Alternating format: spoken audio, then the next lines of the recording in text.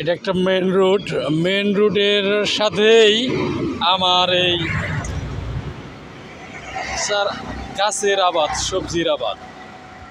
এই তো main route, এই তো চারা গাছ, এই তো জাংলা, এই তো পেঁপে গাছ, ওই তো দোকান ঘর দেওয়া, এই তো গাছ গুজালি।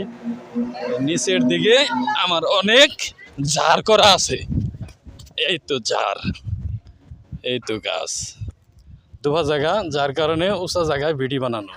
উঁচা জায়গায় বিড়ি না হইলে বিড়ি ধান কাটার পরেই যদি পানি হয় তাহলে গাছগুলো তলায় যাবে। যার কারণে গাছের গোড়া যদি একটু টানে থাকে, জাংলা একটু উপরে থাকলে, তখন জাংলা তো সবসময় উঁচাই হয়, তখন কোমর পানি, গিরু পানি ভেঙেও এই সবজি কিনা যেন জাংলার থেকে তোলা যায়। এই জন্য এই যে ঝাড়গুলো দেখেন, ঝাড়গুলো কিন্তু উঁচা জায়গায়, এই তো নিচের থেকে এখান থেকে প্রায় 2-3 ফুট একটু উঁচা জায়গায় গোড়া। উঁচা জায়গায় গোড়া থাকার উদ্দেশ্য পানিয়ে সহজে তলাইব না, এজন্য এইভাবে ঝাড়ের গোড়া একটু উঁচা রাখা হয়েছে। তো এই তো পাশেই ধান খেতের আবাদ, আর এইটুকু জায়গার সবজির জন্য উপরে জাংলা, নিচে কিছু সবজি। কারণ নিচের ডাঁটাগুলো বেশি দিন তো থাকবে না, এগুলো সার ছাড়া নিজেরা খাওয়ার জন্য অল্প কিছু বিক্রি করা যায়। পাশেই ধান খেতের থেকেই পানি দেই।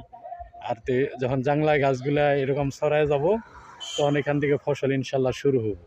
কারণ বেশিরভাগই আপনারা এখন দুন্দুল, আমরা কই দুম্বে, এই দুম্বের আবাদই বেশি করি। অনেক চারার পাতাগুলো এই যে পোকায় খাইছি, সবসময় বিষ ওষুধপাতি দেওয়া লাগে। তবে পানির কারণে ঝাড়গুলো একটু উঁচাই করা হয়েছে, জাংলা একটু উঁচায়, নিচে কিন্তু আবার হলো পাগার, জাংলাটা একটু দুর্বল অবস্থায় আছে, তারপরেও কিন্তু সবজির লেগে কোনো সমস্যা নেই। ধন্যবাদ সবাইকে।